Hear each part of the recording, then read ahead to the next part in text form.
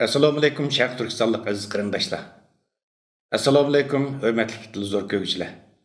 Dunyo Uyg'ur qurultiyi tarafidan Germaniyaning Myunxen shahrida tasdiqlangan Tor televiziyasining bugungi alayda programmasiga xush keldingizlar.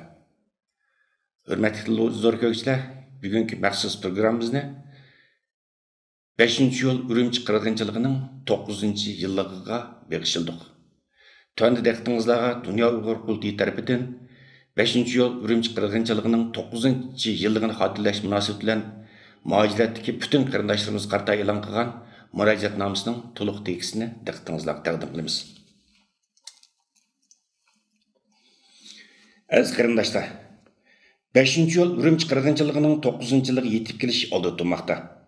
Sizlarga ma'lum bo'lgandek, 2009-yilda yuz bergan 5-yo'l Urumchi qirg'inchiligi Sharq Turkistonning yaqingi zamon tarixidagi eng zo'r qonli hodisaning biridan iborat.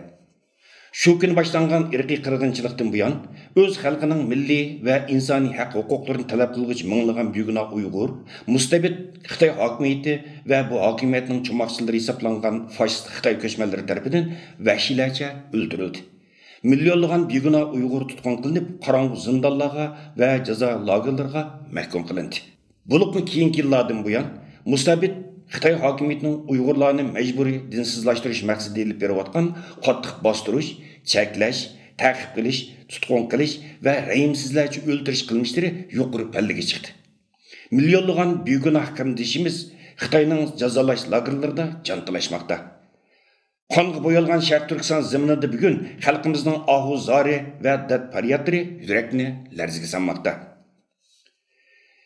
5-yo'l shehidlarini jumladan Sharq Turkiston xalqining erkinligi va hurligini qo'lga keltirish yo'lida qimmat hayotini taqdim qilgan botir o'g'il qizlarimizni yod etish, ularga ehtirom bildirish va Xitoy hokimiyatining xalqimiz qarata rahimsizlarcha yurgizayotgan irqiy qirg'inchiligini dunyo jamoatchilik oldida fosh qilish biz chet ellarda yashayotgan barliq Sharq Turkistonliklarning vijdoniy, insoniy va milliy burchimizdan iborat.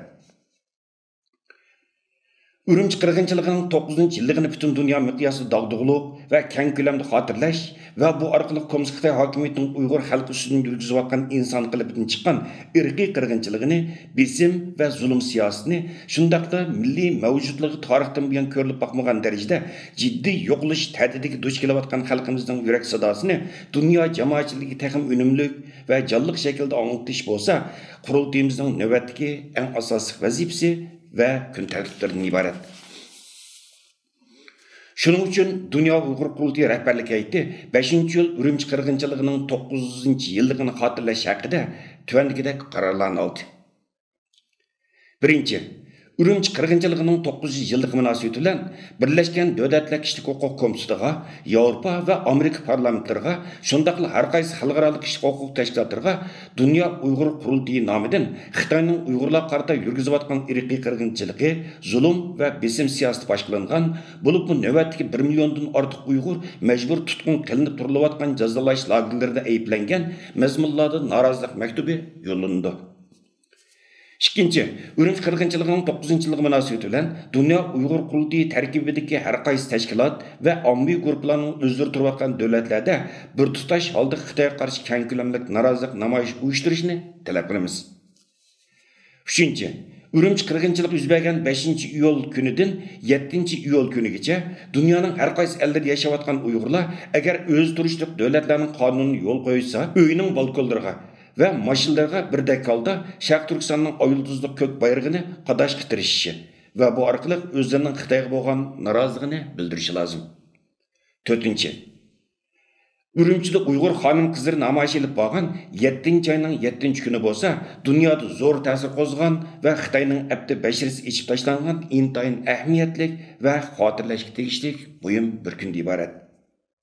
Shunga 7-oyning 7-kuni Dünya Uyghur Qurultiyi Ayollar Komiteti, bir ovoz bir qadam ayollar hareketi ve har qaysi ellarda qurilgan Uyg'ur ayollar komiteti, shundaqla tashkilotlar taraqqiyotidagi ayollar bo'limining tashkillatishi bilan butun dunyo miqyosida keng ko'lamli ayollar namoyishi o'tkazilishini umid qilamiz.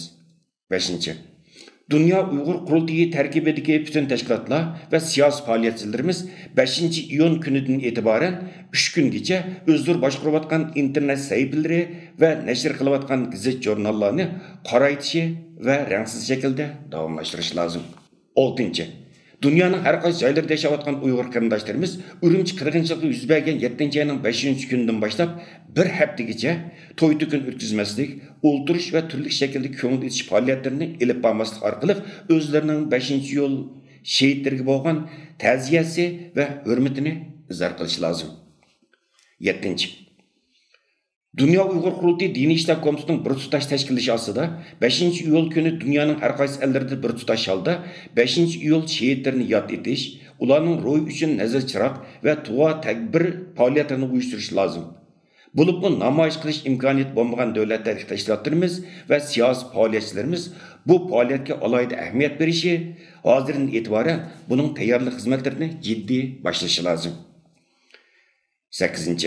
Dünya Uyghur Kurultayı Merkez Organi ve Dünya Uyghur Kurultayı terkibideki teşkilatlar özleri bilen yakın münasebetli bo'lgan chet ellik jurnalist ve muxbirlarni seferberlikka keltirib 5. iyul Urumchi qirg'inchiligining 9-yillik munosabati bilan asosli chet el matbuotlarida maxsus xabar maqolalar ve obzorlarning e'lon qilinishini qo'lga keltirish. Hozirdan boshlab ularni turli material manbalari bilan ta'minlashga kafolat qilish lozim. Aziz qarindoshlar, Vatan içlik halkımız shuncha zo'r besim, ta'did ve qirg'inchiliklarga pisand qilmay, bütün milletimizning erkinligi ve hurligi uchun iziz jonlarini qurban qilyotidi. Dahshatli qorong'u zindonlarga mahkum bo'lyotidi. Shung biz erkin davlat yashayotgan barliq Uyg'urlar vatan ichlik xalqimiz bilan bir tan, bir vujud bo'lib, ularning qayg'usiga o'rtaq bo'lishimiz lozim. Aziz qarindoshlar, milliy g'ururimizni, vijdonimizni, vatanparvarligimizni ve imonimizni sinaydigan payt geldi.